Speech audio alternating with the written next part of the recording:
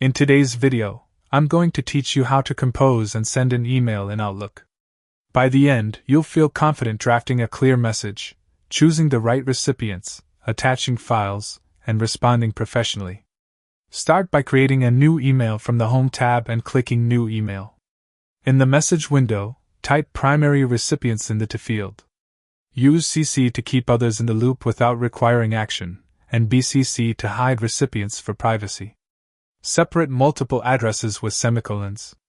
Next, add a brief, descriptive subject so the recipient understands the email instantly. In the body, write clearly and professionally. Use short paragraphs, open with a concise summary, and close with a clear call to action or next step.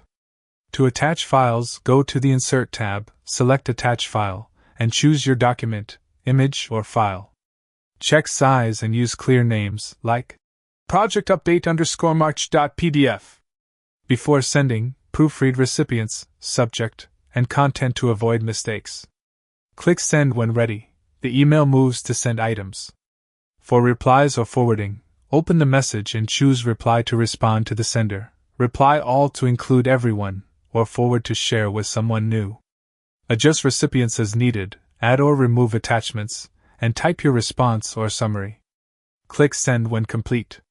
Following these steps ensures professional, clear communication, avoids errors, and makes handling emails simple and efficient. Outlook tracks your sent messages and sent items, making it easy to confirm delivery. Whether drafting a new message, replying, or forwarding, these techniques streamline email management.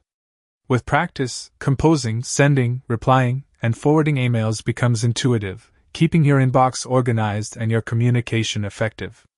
That's it, email in Outlook made simple and professional for any workflow.